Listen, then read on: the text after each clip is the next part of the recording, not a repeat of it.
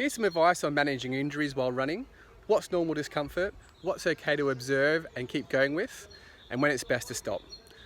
We suggest you first look up some basics, like number 1, a dynamic warm-up routine, and number 2, a good cool down and static stretches after running, or using a foam roller if you've got one.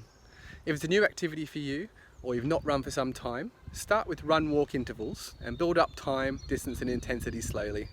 It's also good to begin with somewhat flatter routes rather than hills right away. If you do notice an old injury, being irritated after a run, this is probably okay if it's only mild soreness and only for 12 to 24 hours. If this happens, use ice to settle any mild swelling and keep it gently moving by changing positions regularly and using stretches and mobilizations.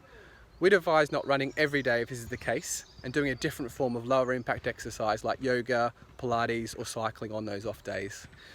If you're feeling symptoms while you're running, listen to your body, but generally we'd say if pain comes on at a mild level at any stage during your run, or if it's there before you start, it is okay to keep going as long as it's staying at that mild level and not escalating.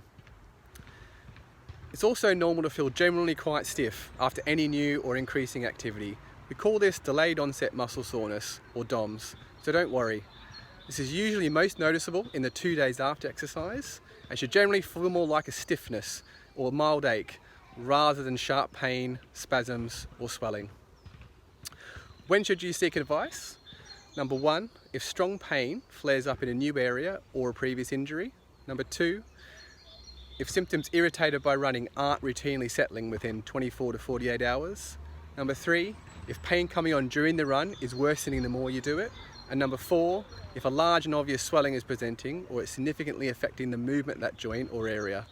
This doesn't mean that running is going to be off the table forever, but your healthcare professional can diagnose any issues and give you exercise to manage the symptoms and to give you a progressive strengthening regime to increase the capacity of the area to safely handle loads and forces over time. Hope this has been helpful and please feel free to DM if you've got any questions.